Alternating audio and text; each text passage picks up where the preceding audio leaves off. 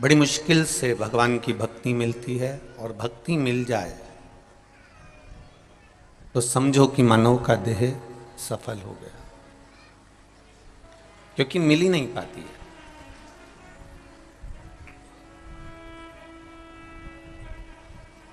समय बदलता रहता है, चलता रहता है। हमने पहले भी कथा में कहा, घड़ी अपन बांधते हैं, समय अपन देख लेते हैं, घड़ी भी बांध लेते हैं, पर समय बदल नहीं सकते। समय बदलना तुम्हारे व्यवहार को, तुम्हारे जीवन को, तुम्हारी तकलीफों को बदलने की सामर्थ्यता या तो गुरु में होती है या फिर महादेव में होती है। किसी की सामर्थ्यता। तुम्हारा जो गुरु होगा वो तुम्हें सतमार्ग बता देगा, तुम्हारा जो गुरु होगा वो तुम्हें एक मंजिल तक पहुंचाने का प्रयास करेगा, और वो गुरु भी तुम्हें शिव तक ले जाकर छोड़ देगा, परमात्मा तक ले जाकर छोड़ देगा। फिर परमात्मा, मेरा देवाधिदेव महादेव, मेरा राम, मेरा कृष्ण, मेरा शिव, मेरा दत्त, मेरी भवानी माँ दुर्गा, मेरा वल्लभ, मेरा कृष्ण, मेरा गोवर्धन नाथ, मेरा वेंकटेश, ये फिर कहीं ना कहीं आपका समय, आपका वक्त बदलने में फिर देरी नहीं करेंगे। हम पहले भी कथा में कहें, आज फिर कह रहे हैं, आपने अगर मंदिर का द्वार संभाला है, आपने कथा संभाली है, आपने परमात्मा के उस कथा के पंडाल में जाकर जगह संभाली है, तो घर तुम्हारा उसने संभाला है, फिर आपको नहीं संभाला। कि परमात्मा छोटे से छोटा कोई कार्य भी है, छोटे से छोटा कोई काम भी है, छोटे से छोटा कोई शिवालय भी है, छोटे से छोटा कोई देवालय भी है, तो उसमें चिंता मत करना कि बड़े मंदिर में जाऊंगी, जल चढ़ाऊंगी, तब हमारा काम सफल होगा। बड़े मंदिर में जाऊंगी, तब हम मंदिर में जल चढ़ाएंगे, तब जाकर भगवान हमारी सुनेगा। या बहुत बड़े मंदिर में जाऊंगी, बहुत प्रचलित मंदिर में जाऊंगी, तब भगवान हमारे कार्य को सफलता देगा। ऐसा नहीं है। छोटे से छोटे शिवालय में भी आप जाओगे, छोटे से छोटे मंदिर में भी आप जाओगे, तो भी उसमें मेरा परमात्मा ही मिलेगा, दूसरा कोई नहीं।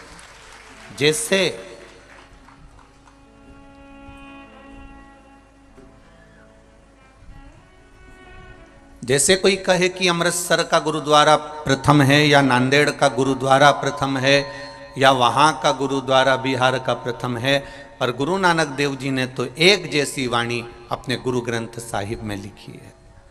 और उन्होंने गुरु ग्रंथ साहिब में जो गुरु ग्रंथ है, उस ग्रंथ के अंतर्गत गुरु नानक देव जी ने जो लिख दिया, फिर वो ग्रंथ ये नहीं देखता कि वो बहुत बड़े गुरुद्वारे में रखा हुआ है कि बहुत छोटे से में रखा हुआ है। वो गुरु की वाणी, वो गुरु नानक देव जी द्वारा लिखित वो गुरु ग्रंथ साहिब जहाँ रखा रहता है, फिर चाहे आपका घर क्यों ना हो, वो भी गुरुद्वारा ही कहलाता है, वो भी गुरुद्वारा ही होता है। उसी तरह शिव शंकर ओघड़दानी, मेरे बाबा, मेरे कुबेर भंडारी, भले तुम्हारा घर में छोटा सा शिवालय हो, तुम्हारे घर में छोटा सा देवालय हो, तुम्हारे गांव में छोटा सा शिवालय हो, छोटा सा देवालय हो, परंतु जहां वो रखा हुआ है वो कोई छोटा नहीं होता। उसकी भक्ति, उसका विश्वास, उसकी दृढ़ता प्रबल होती है। एक बात का स्मरण अपने भीतर रखिएगा, आप यहां तक आए हैं किसी दूसरे के कहने पर नहीं आए।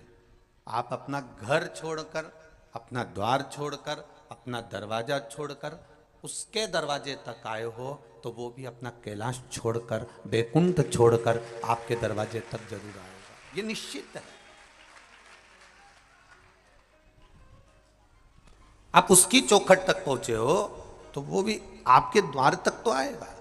बस आपका भजन आपका मूल है, आपका संकीर्तन आपका मूल है, आपका कीर्तन आपका मूल है, आपका मंत्र जाप आपका मूल है। जब तक श्वास रहे तब तक भगवत भजन का सुख है, जब तक दांत रहें तब तक खाने का सुख है, जब तक नेत्रों में रोशनी रहे तब तक मोबाइल चलाने का भी सुख है।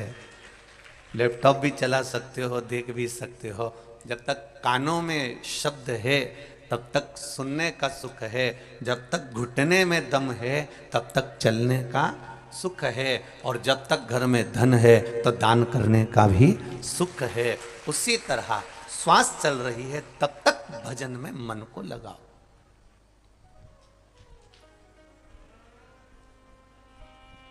ये पुलिस की नौकरी करने वाले जितने होते हैं, मिलिट्री की नौकरी करने वाले जितने होते हैं, कंपनी की नौकरी करने वाले जितने होते हैं, इनके पास में पद होता है तो ड्रेस काम करती है। बोलो करती कि नहीं करती? अगर मालूम पड़े कि ये रिटायर हो गए और रिटायर होने के बाद में ड्रेस पहन ले, पुलिस की पहन ले या मिलिट्री की पहन ले या फिर कोई कंपनी की पहन ले और जाकर रुआब दिखाएं, तो फिर कोई रुआब मानेगा? अरे बोलो तो रे, नहीं। पद है तो ड्रेस भी काम कर रही है। फिर आपका केवल आप जाके खड़े ही हो गए ना तो आपकी ड्रेस ने काम कर दिया। पद गया तो ड्रेस पहनकर कहीं पर भी घूम लो, वो काम नहीं करेगी। कुर्सी पर बैठे हो, जब तक तुम्हारा पद है तब तक तुम्हारे सिग्नेचर काम करेंगे। रिटायर हो गए, उसके बाद में बैंक में जाकर बैठ भी जाओगे, कुर्सी पर बैठ भी जाओगे, एसपी, डीएसपी, कलेक्टर, टीआई, उसकी कुर्सी पर अगर बैठ भी जाओगे तो सिग्नेचर काम नहीं करेंगे, क्योंकि अब तुम रिटायर हो गए हो। आए हो, बैठो, मना नहीं है, और तुम्हारे सिग्नेचर किसी काम के नहीं है। अब तुम्हारे सिग्नेचर से कुछ नहीं होगा, तुम्हारे बैंक में से बस पैसा निकालो, धरो, यही काम का है। इसके सिवाय गवर्नमेंट के वहाँ काम का कुछ नहीं है। जब तक पद है तब तक सिग्नेचर काम का है, जब तक श्वास है तब तक ये शरीर काम का है, जिसको भगवत भजन में लगा सकते हो। इसके बाद इसका कोई मूल नहीं। श्वास निकलने के बाद में, पद जाने के बाद में फिर ड्रेस किसी काम की नहीं होती। उसी तरह श्वास निकलने के बाद में ये शरीर किसी काम का नहीं होता। इस शरीर का कोई काम नहीं है। फिर ये बस प्राण गए और शरीर का कोई काम नहीं। अब तुम इसको काजल लगा लो, चाहे इसको लाली लगाओ, चाहे इस शरीर को मेहंदी लगाओ, चाहे महावूर लगाओ, चाहे इसका जूड़ा बनाओ। अब ये शरीर जब जलने के लिए जा रहा है, इसमें से श्वास निकल के, फिर शरीर का कोई मूल तत्व नहीं। भगवान ने मौका दिया, उस मौके पर अगर आपने चौका नहीं लगाया, उस मौके पर अगर आपने छक्का नहीं लगाया, उस मौके पर यदि आपने कितना मौका मिलता है। एक ओवर में कितनी गेंद डाली जाती है? कौन ने कहा? एक ओवर में एक ही गेंद डाली जाती है, वही गेंद बार बार आती है।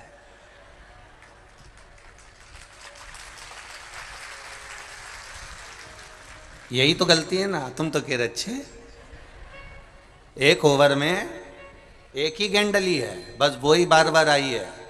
बदल बदल के पीली, लाल, नीली, हरी, गुलाबी डाली है, तो फिर कैसे कह दिया तुमने छह? थी है कि फेंकी 6 बार गई है, पर थी है कि। महाराज, हमें भी बस यही पहचानना है कि हमारा मानव शरीर किस लिए मिला है। उस मानव शरीर को प्राप्त हमने कर लिया, पर उसमें करे क्या? हम इस मृत्यु लोक में आने के बाद हमको करना क्या है? शिव पुराण के 24,000 श्लोक में से एक श्लोक ऐसा बता दो जो शंकर जी का दुश्मन था। कोई असुर, कोई राक्षस, कोई शिव जी का द्रोही था, कोई दुश्मन था। तारकासुर भी शंकर भगवान का दुश्मन नहीं था, जलंधर भी शिव जी का दुश्मन नहीं था, बाणासुर भी शंकर भगवान का दुश्मन नहीं था। ये जितने असुरों की लिस्ट निकालोगे, जितने राक्षसों की लिस्ट निकालोगे, इन लिस्ट में आप देखोगे कि इन सबने शिव जी की भक्ति करी है, इन सबने शंकर का भजन कर। अब एक एक राक्षसों का चरित्र उठाकर देखिएगा। भस्मासुर का चरित्र उठा लो पहले, और भस्मासुर के चरित्र को देखिए। कौन था यह भस्मासुर? एक राजा जिसने शिव जी को प्रसन्न करने का मन में ठान लिया था। इतनी सेवा करी भगवान शंकर की, इतनी सेवा करी, इतनी सेवा करी, शिव जी प्रसन्न हो गए। मांग तुझे क्या चाहिए? शंकर भगवान ने कहा आपके कैलाश पर मुझे कोई सेवा दे दो। भस्मासुर ने पूछा मेरे लिए सेवा? शिव जी ने कहा क्या सेवा दूं तेरे को? पार्वती जी बोली कोई तो सेवा देना पड़ेगा, आपका भक्त है, भजन कर रहा है, पूजन कर रहा है, अब इतनी दूर से आए लोग और उनको सेवा बताओ। तो जो बोले ना साहब सेवा बताओ, सेवा बताओ, सेवा बताओ, कोई ऐसी सेवा बताओ साहब कि वो सेवा के लिए फिर सोचे कि दादा बड़े गजब फंसे रे, बड़े गजब फंसे। पर लोगों को सेवा कहां चाहिए? हमें मंच की सेवा दो, हमें स्टेज की सेवा दो, हमें फूल माला की सेवा दो, हमें पंडाल की सेवा दो, हम सीटी बजाएं ने सबको बिठाएं।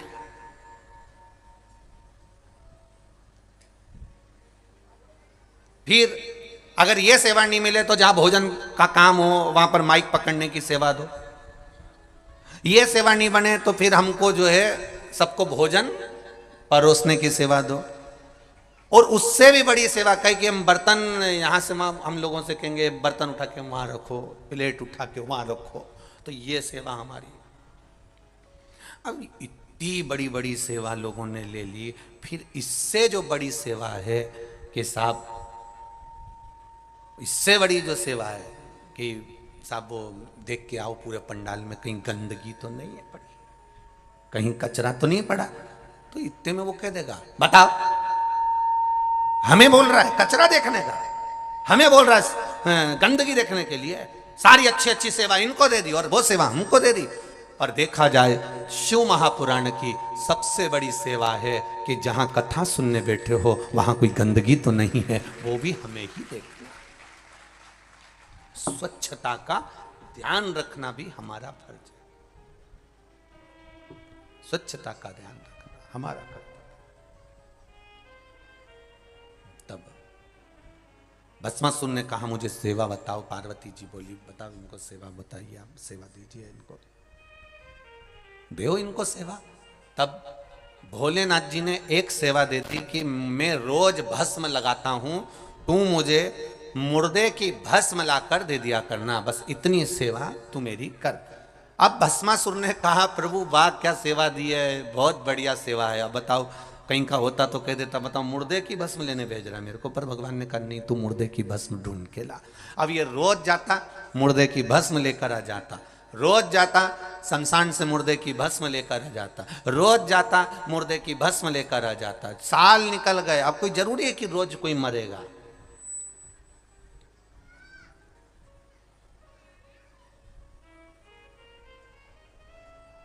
अब कोई जरूरी कि हर कोई रोज ही मरेगा? है भाई, दूल्हा एक बार बनता है, दुल्हन एक बार बनती है,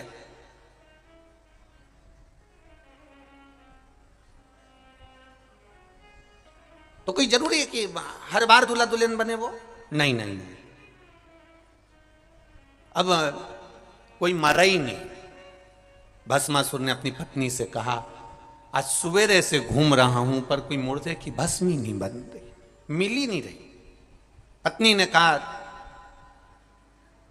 सदुर देखिए आए, आओ हर जगह पर गए थे, सब जगह हो जाए हाँ, पर मुर्दे की भस्म ही नहीं मिली। पत्नी बोली मुझे लग रहा है लोगों ने मरना बंद कर दिया है, मुझे ऐसा महसूस हो रहा है। पति ने कहा भोलेनाथ जी को सुबेरे सुबेरे भस्म लगती है, भस्म का श्रृंगार होता है, भस्म नहीं मिलेगी तो भोलेनाथ जी के पास में मैं कैसे जाऊंगा, उनने मुझे सेवा दी है। अब धर्म पत्नी तो धर्म पत्नी थी, ऐसी चतुर धर्म पत्नी सबके पास होना चाहिए, ऐसी चतुर।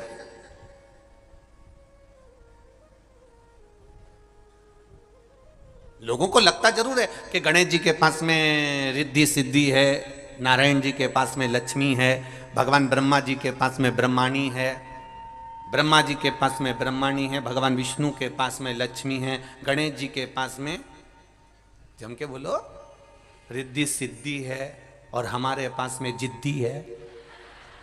तो लोगों को लगता जरूर है कि भाई ये कहीं ना कहीं गड़बड़ तो हुआ है।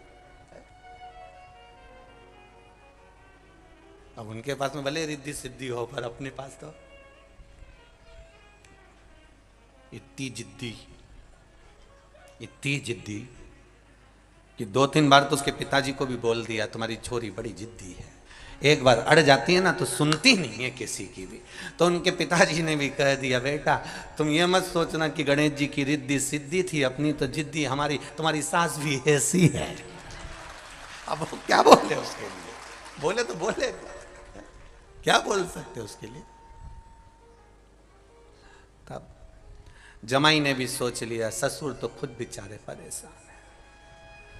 और ईमानदारी की बात है, तुम खुद देख लेना अपने अपने ससुराल जाकर, जितनी सास की चलती है उतनी ससुर तो बेचारा लकड़ी की कुर्सी पे बैठा मिलता है।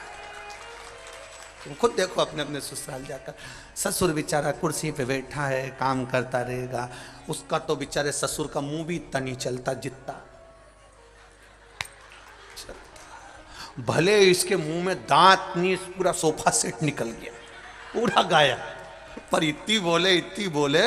और कभी कभी जब खाने बैठे तब फ्रिज में से दांत निकाल के फिट करके फिर बैठी। अब जमाई को भी लगा बिना दांत के इतनी बोल रही, अब दांत लग गया तो कितनी बोलेगी, सोचने वाली बात। तो इस अंदाजे में मत रहना भैया। धर्म पत्नी मिले, भस्मासुर की धर्म पत्नी बड़ी चतुर थी, बड़ी विद्वान।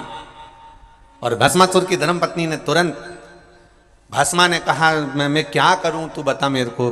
धर्म पत्नी बोली देखो सीधी सीधी बात है, मुर्दे मिलना मुश्किल हो गए, शमशान में आग नहीं लग रही है, भस्म नहीं मिल रही है, तो तुम एक काम क्यों नहीं करते, अपनी खुद की फैक्ट्री क्यों नहीं खोलते, अपनी खुद की फैक्ट्री खोलो। भस्मासुर ने कहा मतलब मैं जाके मर जाऊं और मेरी भस्म शिव जी को चढ़ जाए। पत्नी बोली फैक्ट्री का मतलब ये थोड़ी ना है, कच्चा माल दूसरी कंपनी का लाओ, अपनी फैक्ट्री से सर्व करो। कोई कोई दवाइयां किसी अन्य फैक्ट्री में बनती है, लेवल तुम्हारा लग जाता है कि साहब इनकी दुकान का माल है, इनकी कंपनी का माल है, इनका सामान है। तुम अपनी फैक्ट्री क्यों नहीं चालू करते? तो कि मैं अपनी फैक्ट्री, ये बताइए शमशान में मुर्दा की भस्म की कोई फैक्ट्री होती है? इतने में धर्म पत्नी ने कहा भोलेनाथ जी तुम्हारे इतने प्रिय हैं, तुम शिव जी का इतना भजन करते हो, एक बार फिर अच्छे से तप करो, साधना करो, शंकर भगवान आशुतोष हैं, वो तुम्हें वर जरूर देंगे। तो वर क्या मांगना है? तो क्या बस फैक्ट्री मांग लेना? तो फैक्ट्री क्या?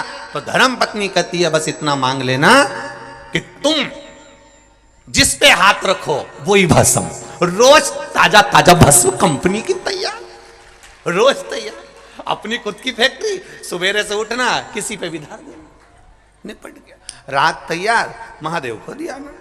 इतने में भस्मासुर ने कहा क्या गजब की बुद्धि है तेरी, क्या गजब की बुद्धि। अब इसको इतनी सी अकल नहीं आई कि अगर सुबह से उठ के इसने तेर पे धर दिया तो तू तो गई। अब इसको इतनी बुद्धि नहीं आई और इसने फैक्ट्री चालू करवा दी। और भस्मासुर तप में लीन हो गया। क्या तप करा है भस्मासुर ने, क्या तप करा है, शिव जी प्रसन्न हो गए। क्या बात है भस्मासुर, प्रभु मैं बड़ा दुखी हूं। शंकर जी ने पूछा क्या दुख आ गया तेरे को? प्रभु आपके लिए भस्म नहीं ला सकता क्योंकि मुर्दे ही नहीं मिलते हैं, तो मैं जली हुई भस्म कहां से लाऊं? शंकर भगवान बोले तो फिर क्या करेगा? बस आप मुझे वर दे दो, मैं जिस पे हाथ रखूं वही भस्म हो जाए, इतनी कृपा कर दीजिए बस, और कुछ नहीं चाहिए। जिस पे हाथ रखूं वो भस्म। शंकर भगवान ने कहा तथास्तु, ये अपने घर चले गया। धर्मपत्नी ने पूछा क्या हुआ?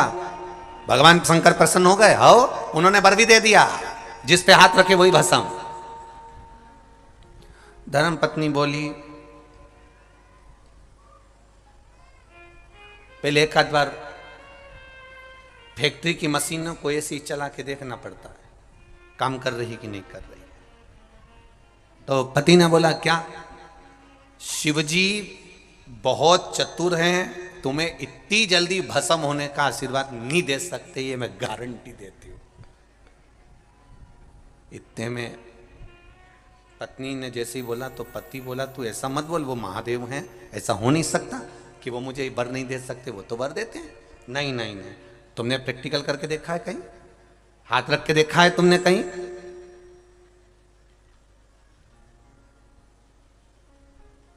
पहले फैक्ट्री का मुहूर्त श्री गणेश वहीं से होना चाहिए जिन्होंने वरदान दिया। मतलब शंकर जी के ऊपर पहले हाथ रख के देखो, अगर वो भस्म हो जाए तो समझ लो कि तुम्हारा आशीर्वाद तुम्हें अच्छा मिल गया, और नी हो तो समझ लो ने झूठा वरदान दिया। अब भस्मासुर वापिस पहुंच गया। हर हर महादेव। शंकर भगवान ने पूछा दादा कैसे आ गया? कुछ नहीं, आपके ऊपर हाथ रख के देखना है। शिव जी बोले क्यों? शंकर भगवान बोले तू मेरे ऊपर हाथ क्यों रखना चाहता है?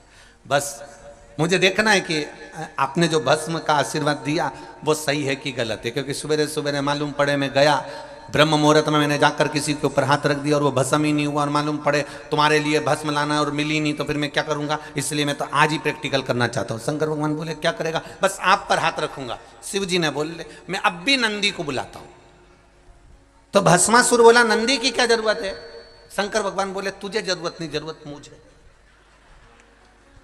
तुझे जरूरत नहीं है, बस नंदी की जरूरत मुझे है। तो तुम नंदी से क्या करोगे? शंकर भगवान बोले रुक तो जा। और जो शंकर जी ने डमरू खड़काया, जो डमरू बजाया, नंदी आया। शंकर भगवान बैठे नंदी पे, और नंदी पे बैठे और नंदी से बोले ऐसी जगह ले जा जहां ये भस्मासुर नहीं आए, ऐसी जगह। प्रभु कारण क्या है? शंकर जी ने कहा मैंने भस्मासुर को वर दे दिया कि जिस पे हाथ रखेगा वो भस्म हो जाएगा, वो मेरे ऊपर रखने आ रहा है। इतने में नंदी तो पहले ही भाग लिए, सबसे आगे नंदी और पीछे मेरे देव अधिदेव महादेव। शंकर जी ने कहा नंदी कहां जा रहा है?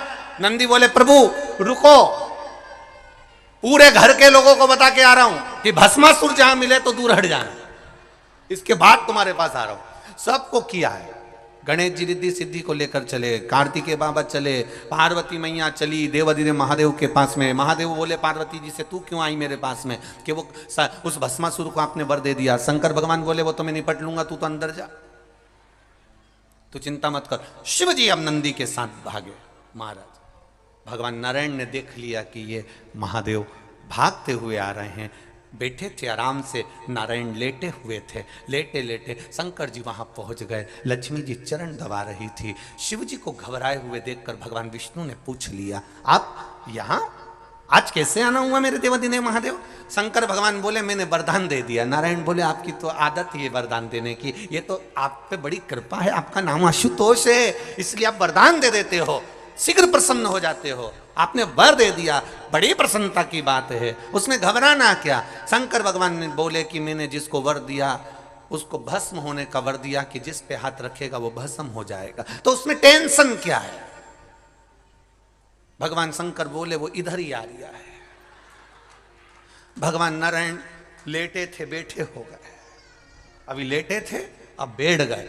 बैठे और लक्ष्मी जी ने तुरंत भगवान विष्णु से कहा मैं अंदर जा रही हूं। नारायण बोले तू क्यों अंदर जा?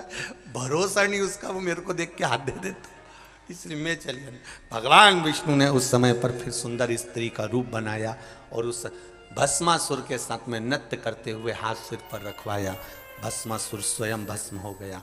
देखिए भस्मासुर क्या द्रोही था शिव जी का? नहीं। तारकासुर को देखना, वो शंकर भगवान का द्रोही नहीं है। तारकाक्ष, विदुमाली, कमलाक्ष की शिव जी के द्रोही नहीं है। जितने हुए ये शंकर के द्रोही नहीं हुए,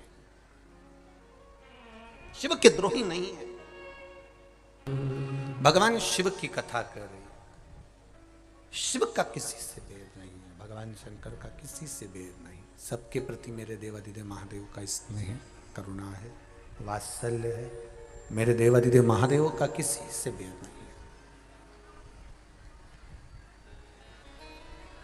जितना बेर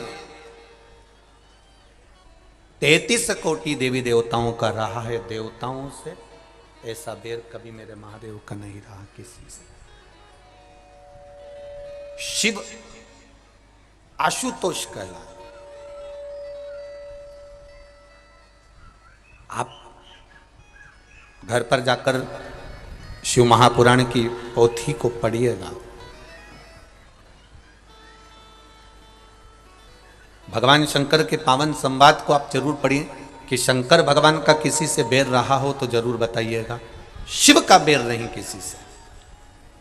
जो बैर रखने वाले भी हैं वो शंकर जी के पास में आकर प्रेम करने लगते हैं। जैसे शिव जी की सवारी है नंदी और माँ जगत जननी की सवारी है शेर। शेर और नंदी का कभी विवाद नहीं हुआ जब तक वो शंकर जी के पास में रहे। मोर सर्प एक दूसरे के विरोधी हैं, फिर भी इनका बैर नहीं है। सर्प और चूहा ये एक दूसरे के विरोधी हैं, पर इनका बैर नहीं हुआ। आशुतोष भगवान शिव का एक नाम के साथ में, एक स्मरण के साथ में एक कर्म भी है कि शालीनता, शीतलता, स्नेह, मौनता, करुणाता, वात्सल्यता, स्नेह जुड़ा हुआ हो, प्रेम जुड़ा हुआ हो, वात्सल्यता जुड़ी। इसलिए आशुतोष नाम में एक सुख है, आशुतोष नाम में एक आनंद है। और अपने जीवन में एक बात हमेशा उतार कर रखिएगा, एक भाव में उतार कर रखिएगा कि जीवन में जब उलझन उत्पन्न हो रही हो, जब लग रहा हो कि ये मानव की देह, मानव का शरीर मिल जरूर गया पर उलझनों में अगर जीवन चल रहा है, तो उन उलझनों में तब देवादिदेव महादेव के एक नाम का उच्चारण अवश्य करें। वो नाम है, जम के बोलो जरा, आशुतोष। उस नाम का स्मरण अवश्य करें। शंभु शरणे पड़ी मांगू घड़ी रे घड़ी, दुख काटो दया करी निदर्शन। ये शरीर भगवत भजन का सुख देने वाला, कितना सुंदर कहा है हमारे संतों ने। 24 घंटे हैं, 24 घंटे भगवान ने दिए हैं। ये 24 घंटे, 24 घंटे में से थोड़ा सा समय निकालकर परमात्मा को दो। चलते समय में भगवान ये कभी नहीं कहता कि तुम अलग से कोई समय दो। भगवान कह रहा है 24 घंटे में जो समय तुम्हारे पास में है, उस समय में से थोड़ा सा समय निकालकर आप परमात्मा को दे दीजिए। अलग से भगवान को कुछ नहीं चाहिए, अलग से भगवान लेना भी नहीं चाहते। भगवान तो कहते हैं जो तेरा चल रहा है उसी चलते में काम करो। दुकान अच्छी चल रही है, किराने की दुकान अच्छी चल रही है, कपड़े की दुकान अच्छी चल रही है, घी की दुकान अच्छी चल रही है, बर्तन की दुकान अच्छी चल रही है, किराने की दुकान अच्छी चले। कहीं मौका मिल जाए, किसी गरीब कन्या का विवाह है, किसी गरीब बड़े के घर में शादी है और बेटी को ब्याह है, और तुम्हें मालूम पड़ जाए कि गरीब की छोरी का ब्याह है, तो किराने की चलती हुई दुकान में से थोड़ा सा सामान निकालकर उस बेटी के ब्याह में पहुंचा दो। चलते में दान कर।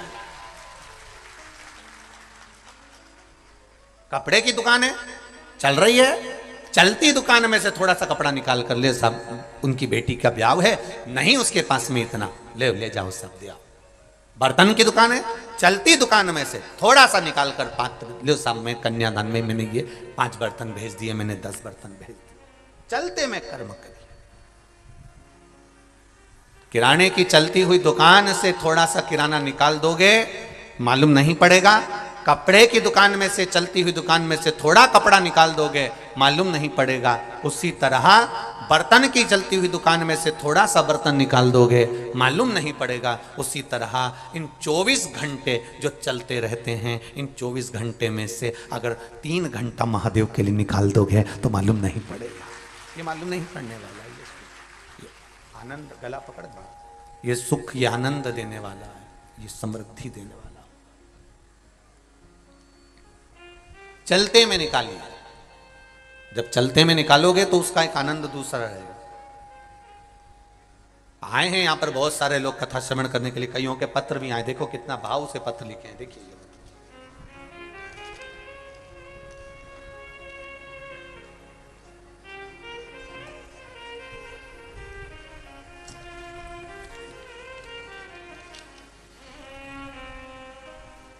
जानकी वर्मा,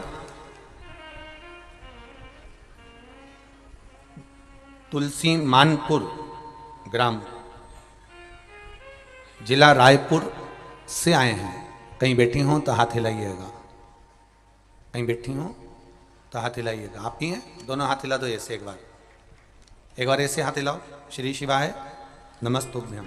हाँ, इस तरह से हिला दो एक बार। हाँ ठीक है। श्री शिवाय नमस्तुभ्यम। मैं गुरुजी शंकर जी के क्या वर्णन करूं, क्या बखान करूं, क्या बोलूं गुरुदेव। एक लोटे जल का क्या बखान करूं। मेरे पति एक मानसिक रोग से ग्रसित हैं। 22 साल से उनका मानसिक रोग समाप्त नहीं हुआ। प्रतिदिन दवाई खाते हैं, ठीक से सो भी नहीं पाते थे। इस लॉकडाउन में आपकी शिव महापुराण की कथा सुनी और शंकर जी पर एक लोटा जल चढ़ाना प्रारंभ करा। एक बेलपत्री चढ़ाती, देवाधिदेव महादेव को चढ़ाना प्रारंभ करा। आप कहते हो सारी समस्या का हल एक लोटा जल है, तो मैंने भी सोचा कि अब लॉकडाउन में कथा आ रही है, कहीं जा नहीं सकते। और पति 22 साल से मानसिक रोग से ग्रसित थे, सोते नहीं थे, रात भर जगते रहते थे। हरकतें मानसिक रोग वाले व्यक्ति की क्या होती है ये आप भी जान सकते हैं। 22 साल से ये ग्रसित थे।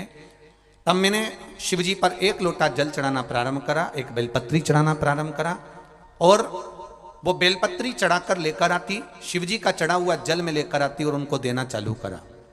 कई बार उन्होंने नहीं भी खाया तो भी मैंने उनको खिलाया। बेलपत्र खिलाकर पानी पिला देती है। बाबा की कृपा ऐसी हुई गुरुदेव, अब वो धीरे धीरे ठीक हो गए हैं, उनकी दवाइयां बंद हो गई हैं और वो रात्रि को सोते भी हैं। और उनका जो मानसिक रोग था अब धीरे धीरे बाबा की कृपा से संतुलित हो गया, वो ठीक हो गए।